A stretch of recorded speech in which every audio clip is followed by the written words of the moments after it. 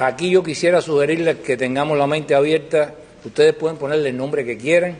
Si Estado mafioso no les parece apropiado, pueden buscar otro que quizás resulte menos controversial. Lo cierto es que estamos ante el advenimiento, el surgimiento de un nuevo tipo de Estado que están articulándose internacionalmente en alianzas básicamente contra lo que es su enemigo principal, que no es exactamente el capitalismo, como lo habrían sido los regímenes comunistas. Son las sociedades abiertas, liberales, con Estado de Derecho, que interrumpen sus actividades con el comercio ilícito, con las actividades ilícitas, y ese es el enemigo principal. Esa es la razón por la cual uno de estos iluminados del socialismo del siglo XXI llega al poder en alguna parte, lo primero que expulsa no es a la oficina de la estación CIA, es a la DEA, porque esa sí es para ellos un obstáculo, es un problema. ¿Dónde estaba Francis Fukuyama en Cuba cuando cayó la Unión Soviética y todos pensaban que Cuba iba inevitablemente hacia una democracia? Bueno, estaba ausente porque estaba explicándonos lo que venía con los ojos del siglo XX. Y entrando ya en la tercera década del siglo XXI, no podemos cometer el mismo error. Mi país, Cuba, está en este momento en una crisis sistémica estructural generalizada. O sea, lo que todo el mundo vio como una gigantesca crisis que iba a acabar con el Estado comunista en los años 90, era una crisis financiera, era una crisis económica porque había desaparecido la fuente principal de crédito y subsidio de la economía cubana. Pero en este momento la crisis es política, ideológica, económica, y han colapsado todos los principales sistemas que soportan la sociedad cubana y la vida cotidiana. El sistema energético, el sistema de producción de alimentos, el sistema de transporte, y hay un fenómeno también con los servicios icónicos de la sociedad cubana socialista, que eran la salud y la educación.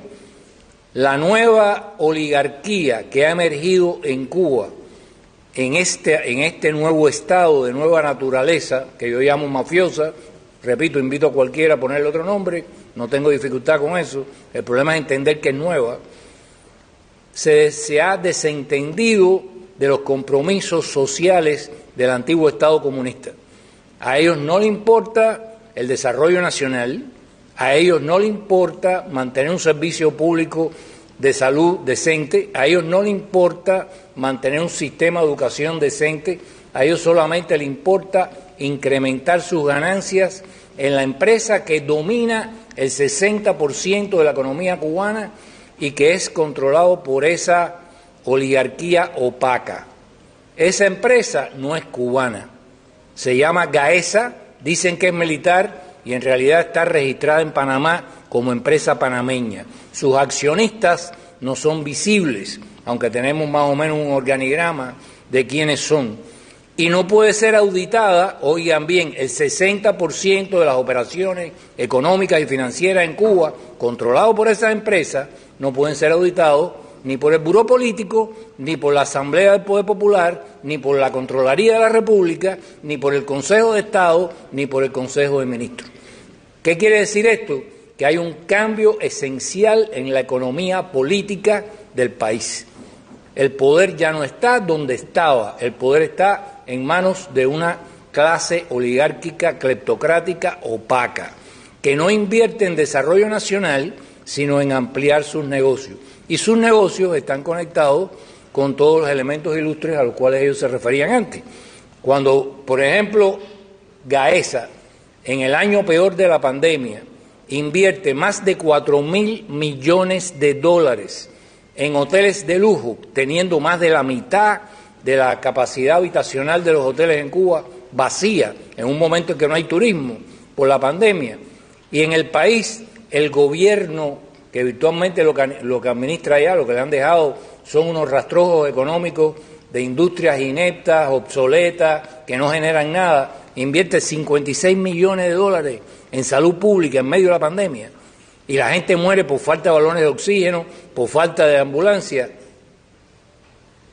¿Cuál es la inversión en desarrollo nacional que trae esta empresa panameña controlada por militares y civiles cubanos que no se sabe quiénes son, pero sabemos dónde está radicada? Esto es otro país, señores. Esto no tiene nada que ver con el Estado comunista, con las fantasías de la izquierda aquí liberal, no tiene nada que ver con las fantasías de los radicales latinoamericanos. Estamos ante un nuevo tipo de Estado.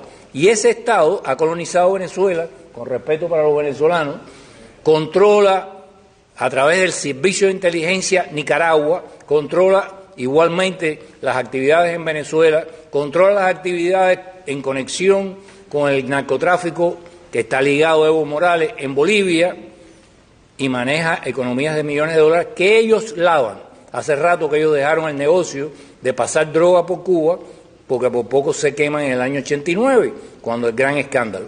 Ahora simplemente sobrefacturan y lavan capital.